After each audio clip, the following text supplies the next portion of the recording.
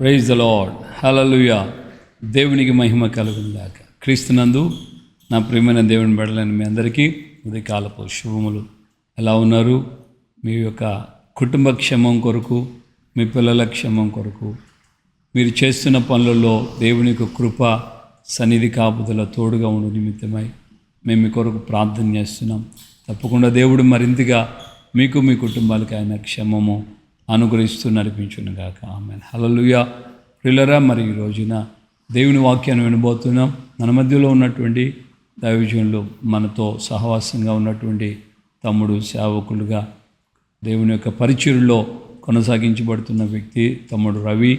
ఆయన నెల్లూరు జిల్లాలో సేవ చేస్తున్నాడు. అనంతసాగరం అనే మండలం, ఆ పరిసర ప్రాంతాల్లో ప్రభు సేవలో కొనసాగించబడుతున్నాడు.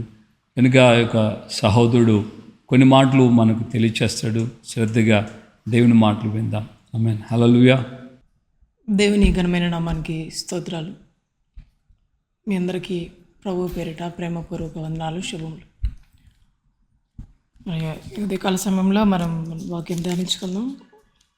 లూకా సువార్త 15వ అధ్యాయం నుంచి 8, 9, 10 వచనాలు మనం చదువుకుందాం. ఏ స్త్రీకైనను 10 వెండి నాణెములుండగా వాటిలో ఒక నాణ్యము పోగొట్టుకుంటే ఆమె దీపము వెలిగించి ఇల్లు ఊడ్చి అది దొరుకు వరకు జాగ్రత్తగా వెతకదా? అది దొరికినప్పుడు తన చెలికత్తెలను పొరుగు వారిని పిలిచి, నాతో కూడా సంతోషించుడి, నేను పోగొట్టుకుని నాణ్యము దొరికినదని వారితో చెప్పును కదా.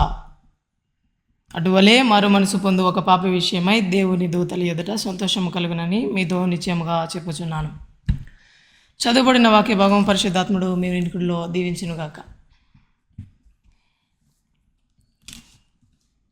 ఇక్కడ యేసు ప్రభువులు వారు ఆ దినాన పరిచర్య చేస్తున్న దినాల్లో సువార్త ప్రకటిస్తూ తన శిష్యుల్ని దగ్గరగా కూర్చోబెట్టుకొని ఉపమాన రీతిగా బోధిస్తూ స్త్రీ గురించి ప్రస్తావించారు. ఇక్కడ స్త్రీ 10 వెండి నాణ్యాలు. ఇక్కడ లెక్క ప్రాముఖ్యం మనకు బిడ్డలరా. ఈ 10 నాణ్యాలు స్త్రీ అంటే సంగమునకు సాదృశ్యం. ఈ 10 నాణ్యాలు 10 కమాండ్మెంట్స్, దేవుడిచ్చిన 10 ఆజ్ఞలు. మనము ఒక చిన్న ఉదాహరణ గురించి మాట్లాడుకుందాం. ఈ 10 నాణ్యాలు 10 స్త్రీ గురించి ఎందుకు మనము తెలుసుకోవాలి అనంటే, పాత దినాల్లో వివాహానికి ముందు ప్రధాన కార్యము జరిగేది. ఈ ప్రధాన కార్యానికి వెళ్ళినప్పుడు ఆ వరుడుగా వెళ్ళిన ఆ వ్యక్తి ఆ 10 నాణ్యాలు కలిగిన ఒక హారాన్ని ఆ ప్రదానం చేయబడుతున్న ఆ కన్నెపిల్ల ఆ స్త్రీ మెడలో ధరింపజేసేవాళ్ళు. ఈ 10 నాణ్యాల మీద 10 ఆజ్ఞలు రాయబడి ఉంటాయి. ఇప్పుడు మనం వీడు చదువుకున్న వాక్యం ఏంటంటే, పోగొట్టుకుంటే ఒక్క వెండి నాణ్యము పోగొట్టుకుంటే జాగ్రత్తగా వెతుకును కదా. ఏమి 9 నాణ్యాలు ఉన్నాయి కదా, ఒక నాణ్యం ఎందుకు వెతకాలి? ప్రత్యేకించి ఎందుకు నొక్కి వ్యాఖ్యానించారు? ఈ 10లో ఈ స్త్రీ ఒకటి పోగొట్టుకుంటే ఆ ఒక్క కాయిన్ వ్యభిచారం చేయవద్దు అన్న కాయిన్ అయి ఉంటే, అంటే ఈమె ఆ తప్పిదము చేసినట్లు. లేదు, దొంగిలించకూడదు అంటే ఈమె ఆ కాయిన్ పోగొట్టుకుంటే ఆమె అటువంటి తప్పుదేమో ఆమె జీవితంలో జరుగుతున్నట్లు ఇలాగా భావించేవారు. అయితే తిరిగి వివాహం చేసుకోవడానికి ఆ వరుడు వచ్చినప్పుడు వరుని కుటుంబము వీళ్ళంతా చూస్తారు. ఆ కాయిన్స్ని కంపల్సరీగా లెక్కేస్తారు. ఎందుకంటే, అమ్మ నువ్వు మా ఇంటికి వస్తున్నావు, మా కుటుంబానికి ఇదిగో ఈ 10 ఆజ్ఞల ద్వారా, దేవుని ధర్మశాస్త్రం ద్వారా మమ్మల్ని మా కుటుంబాన్ని నడిపించు, నా బిడ్డని చూడు అనని బిడ్డ జీవితంలోకి ఆహ్వానిస్తూ దాన్ని వేస్తారు. ఇది లేకుంటే ఈమె బ్రతుకు తారుమారైపోతుంది. ఈ 10 నాణ్యాలతో ఈమె వెళ్ళి వరుడిని చేరి బ్రతికినంత కాలము వరుడి దగ్గర ఉండవలసి ఉంటుంది. అయితే ప్రియమైన బిడ్డలరా, మనము ఉన్నాం. వధువు అని అంటే మనమే, సంఘమే. వరుడు ఎవరు? వరుడు యేసు ప్రభువుల వారే. ఇది ఆయన రాజ్యమును గురించి, రాకడను గురించి చెప్తూ మాట్లాడుతున్న సందర్భం ఇది. అంటే ఇందులో ఒకటి కూడా తప్పిపోకూడదు సంఘం. ఏ ఒక్క కాయిన్ మిస్ కాకూడదు. అంటే ఏ ఒక్క కమాండ్మెంటు సంఘము మిస్ చేయకూడదు. దీని రెస్పాన్సిబిలిటీ, పూర్తి రెస్పాన్సిబిలిటీ సంఘముదే, సంఘము కాపరిదే. అయితే ఇక్కడ ఆయన తన చెలికత్తెలతో, అదిగో ఆమె అంటుంది, ఇల్లు ఊడ్చి జాగ్రత్తగా వెతికి దీపము వెలిగించి రాయబడింది. ఇది మనం పొడిగించుకుంటూ పోతే చాలా దూరం వెళ్తుంది. అయితే పోగొట్టుకుని నాణ్యం దొరికితే సంతోషించును కదా. ఆ ఒక్క నాణ్యం గురించి మాట్లాడుతున్నాం. పోగొట్టుకునేది ఒక్క కాయనే, అంటే ఏ ఒక్కటి మిస్ చేయకూడదు. మనము సంఘంలో చాలామంది మేము చూస్తూ ఉంటాం, వెతుకుతూ ఉంటాం, దొరుకుతూ ఉంటాం. మన ఇంట్లో కూడా చాలా వస్తువులు పోగొట్టుకుంటూ ఉంటాం. దొరికేంత వరకు మనం వెతకం. కానీ ఇక్కడ ఏమి వెతకాలి? సంఘం, వధువు సంఘం. ఇక్కడ అటువలే మారు మనసు పొందు ఒక పాపి విషయమై దేవుని దూతల ఎదుట సంతోషము కలిగినని మీతో చెప్పుచున్నాను. ఈ పోగొట్టుకున్న ఒక నాణ్యం, ఈ ఒక కాయిన్ దొరికితే సంఘానికి అంత సంతోషం. సంఘంలో చాలామంది ఉంటారు, వస్తూ ఉంటారు, అన్నీ పాటిస్తుంటారు, అన్నీ చేస్తూనే ఉంటారు. కానీ సంఘంలో దేవుని ఎదుట కనపడరు. సంఘంలో కనిపించకుండా ఉంది, బయటికి పోలా. ఎక్కడికి పోలా? ఇంట్లోనే ఉంది. ఇక్కడ రాయబడిన మాట ఏంటంటే కాయను మిస్ అయింది, కానీ ఇంట్లోనే ఉంది, బయటికి పోలా. చాలామంది ఇంట్లో చెప్తుంటారు, మా పలానా వస్తువు ఏదంటే ఉంది, ఇంట్లోనే ఉంది, ఏడో పెట్టినా మర్చిపోయినా. అంటే సంఘంలో చాలామంది ఉన్నారు, చాలామంది బిడ్డలు ఉన్నారు. అంటే కనిపించకుండా పోయిన కాయిన్ మారి. ఈ కనిపించకుండా పోయిన కాయిన్ని వెతికే బాధ్యత సేవకులమైన మనకు ఉంది, మన కుటుంబాల్లోనూ ఉంది. మనం ప్రార్థనకు వస్తున్నాం, నేనును నా ఇంటి వారును అని రాయబడింది వాక్యంలో. బిడ్డల, నీవు నీ ఇంటి వారు, నీ ఇంట్లో ప్రతి ఒక్కరూ క్రీస్తుని అంగీకరించి ఉన్నారా? క్రీస్తుని అనుసరించి నడుచుకుంటున్నారా? ఏ విషయంలో అయినా తప్పిపోయినారా? బిడ్డలను చూస్తున్నాము, గమనిస్తున్నాము, వారి నడుకలు, ప్రవర్తన. సంఘంలో కాపరి కూడా గమనిస్తూ ఉంటారు. ప్రతి ఒక్కరికి అప్డేట్ ఇస్తుంటారు. హాస్పిటల్లో నర్సులు పోతే ఈ సెక్షన్లో ఉదయాన్న ఎంతమంది పేషెంట్లు ఉన్నారు, ఎవరెవరికి ఏ సమస్య ఉందని డాక్టర్ వచ్చి రౌండ్స్కి వచ్చి అడిగినప్పుడు అక్కడ ఉన్న నర్సు కంపల్సరీ చెప్పేస్తారు. అదే ఒక టీచర్ని అడిగితే టీచరు ఏ పిల్లోడు ఎట్లా చదువుతున్నాడు ఏమాత్రం అని చెప్పగలడు టూకీగా. అదే సంఘంలోకి దేవుడు వచ్చి ఎవరు ఎలా ఉన్నారని అంటే దైవజనుడు చెప్పలేడు బిడ్డ. ఎందుకంటే తెలియదు ఏ కాయిన్ మిస్ అవుతుంది, ఎవరు మిస్ అయిపోతున్నారు, ఏ విషయంలో జారిపోతున్నారు, సరిచేస్తున్నామా? ఇది వింటున్న మీకే కాదు బిడ్డలారా, బోధిస్తున్న మాకు కూడా. ఎందుకంటే ఏ విషయంలో తప్పిపోకూడదు. తప్పిపోతే దేవుని రాజ్యానికి ప్రవేశం లేదు. పోగొట్టుకుంటే, కాయిన్ పోగొట్టుకుంటే వధువుని ఏ విధంగా విడిచిపెట్టి ఇదిగో ఈమె ఈ విషయంలో తప్పిదం చేస్తుందని ఆ కాయిన్ విషయమై వధువుని విడిచిపెట్టి దూరంగా వెళ్తాడో, రేపు నీ బ్రతుకు నా బ్రతుకు అంతే.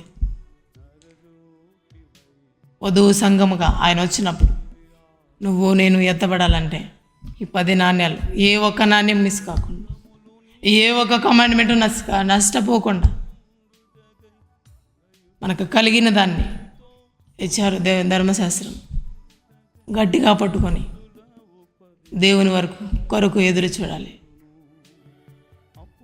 ఇక్కడ పోగొట్టుకున్న కాయని విషయమై ఆమె సంతోషిస్తుందంట. మన కుటుంబాల్లో ఉన్నారు, మన రక్త సంబంధుల్లో ఉన్నారు, మన బంధుమిత్రుల్లో ఉన్నారు, ప్రాణ స్నేహితుల్లో ఉన్నారు. ఏంటి విగ్రహారాధనలో నలిగిపోతున్నారు, మగ్గిపోతున్నారు. వాళ్ళ బాధ్యత నీది కాదా? వాళ్ళ బాధ్యత నీకు లేదా? వాళ్ళకు సువార్త ప్రకటించవలసిన సమయం లేదు బిడ్డ. దేవుని రాజ్యం సమీపమై ఉన్నది. ఇందుకొరకే నన్ను ఇదిగో దేవుని రాజ్యం ప్రకటించండి, దేవుని రాజ్యం పరలోక రాజ్యం సమీపించి ఉన్నదని ప్రకటించమన్నారు. సమయం లేదు బిడ్డ. వింటున్నా నీవు ధన్యుడు ధన్యురాలు. ఎందుకంటే ఏ ఒక్క నాణ్యము మిస్ కాకూడదు, ఏ ఒక్క కమాండ్మెంటు మిస్ కాకూడదు. మిస్ కాకుండా ఉంటేనే నీకు జీవరాజ్యంలో, నిత్యరాజ్యంలో నీకు ప్రవేశం. లేకుంటే వధువు ఏ విధంగా విడిచిపెట్టిపోతాడో, వధువుని కాయను పోగొట్టుకున్న ఆ స్త్రీని ఆ వరుడు ఏ విధంగా వద్దు అనుకొని రిజెక్ట్ చేసి వెళ్ళిపోతారో ఆ విధంగానే నన్ను విడిచిపెట్టి వెళ్ళిపోతాడు. అప్పుడు పరిస్థితి దారుణంగా ఉంటుంది. సమయం లేదు బిడ్డ. గుర్తించి ఎక్కడ జారిపోతున్నాం, ఎటువంటి పరిస్థితుల్లో మనం ఉన్నాం, ఎటువంటి బోధ మనం చేస్తున్నాం సేవకునిగా. ఇదిగో సంఘంలో ఏ బిడ్డ ఎక్కడ తప్పిపోతున్నాడు, ఏ విధంగా జారిపోతున్నాడు. తప్పిపోయిన దాన్ని, తప్పు చేస్తున్న వారిని దిద్ది సరిచేసి వారిని సవరించవలసిన బాధ్యత నీకు నాకు ఎంతైనా ఉంది. సరి చేసుకుందాం, దేవుని రాజ్యాన్ని ప్రకటిద్దాం. ఆయన సంఘముగా వధువుగా ఎత్తపడులాగన 10 ఆజ్ఞలను 10 కాయిన్స్ను ఒక్కటి కూడా పోగొట్టుకోకుండా గుప్పిల్లో బిగించుకొని ఆయన రాజ్యానికి వధువుగా ఎత్తపెడదాం. దేవుడి కొద్ది మాటలు దీవించును గాక. దేవునికి మహిమ కలుగును గాక. మరొకసారి మీ అందరికీ వందనాలు. Praise the Lord. హల్లెలూయా. ప్రియులారా, విన్నారు కదా, నిజంగా ఒక స్త్రీకి ఇవ్వబడినటువంటి ఆ 10 వెండి నాణ్యాలు ఒక వ్యక్తిగత జీవితానికి, అలాగే మరొక వైపున సంఘానికి అది సాదృశ్యంగా ఉంది. సో వ్యక్తిగత జీవితమైన సంఘంగానైనా మనమందరము ప్రభు రాకడలో ఎత్తబడాలంటే మన ప్రభుని యేసయ్య తిరిగి వచ్చినప్పుడు ఆయనతో మనం కొనసాగి ఆయనతో పరలోక రాజ్యంలో మనం యుగయుగాలు ఉండడానికి మనం ఆశపడిన వారమైతే దేవుని ద్వారా ఇవ్వబడిన ఏ విధమైనటువంటి ఆజ్ఞలు కానీ, ఏ విధమైన పద్ధతులు, హెచ్చరికలు కానీ మనం పెడచెవిని పెట్టకూడదు. కనుక మనం అందరం కూడా దైవభక్తి కలిగిన వారమై దేవుని యొక్క లేఖనాలు ఇవ్వబడిన ఆ ఆజ్ఞలు క్రొత్త నిబంధనకు వచ్చేటప్పటికి 2 ఆజ్ఞలుగా మారాయి. సో పూర్ణ మనసుతో, పూర్ణ ఆత్మతో, పూర్ణ బలంతో దేవుని మనం ప్రేమించాలి. మరోవైపున నిన్ను వలె నీ పొరుగువాన్ని ప్రేమించాలి. ఈ విధమైన ఆజ్ఞలు మనం గాయకుంటూ ఏ ఒక్కదాన్ని కూడా మనం పోగొట్టుకోకూడదు. ఎక్కడ పోగొట్టుకున్నామో గమనించి శ్రద్ధగా దాంట్లో మనం సరిచేసుకున్నట్లయితే నిశ్చయముగా దేవుడు మనకు తన కృపను తోడుగా ఉంచుతాడు. ప్రార్థన చేసుకుందాం. ప్రేమగల తండ్రి, మీ పాదాల స్తోత్రం అయ్యా. మీ యొక్క దాసుడు రవిని మీరు మరుగు చేసి ఈ ప్రజలైన మా అందరికీ మీరు ఇచ్చినటువంటి ఈ చక్కటి సందేశాన్ని బట్టి మీకు స్తోత్రాలు. నిజమే ప్రభువా, ఆ స్త్రీ తను పోగొట్టుకున్న ఆ వెండి నాణ్యాల విషయంలో ఆయన దీపం వెలిగించి ఇల్లంతా శ్రద్ధగా ఊడ్చి అది దొరికిన తర్వాత తన చెలికెత్తలతో కూడా కలిసి సంతోషించిందని రాయబడి, లేకపోతే ఆ నాణ్యము లేనటువంటి కారణాన్ని బట్టి ఆమె యొక్క చేసుకోబోతున్న ఆ వరుడు ఆమెను వివాహం చేసుకోడని, తద్వారా అయ్యా తన జీవితం ఎంతో వేదనతో అయ్యా నాయన ఇక ఒక ప్రత్యేకమైన ముద్ర వేసి ఆమెను ప్రక్కన పెట్టేస్తారని ఆ విధమైనటువంటి విషయాలు మీరు తెలియచేశారు.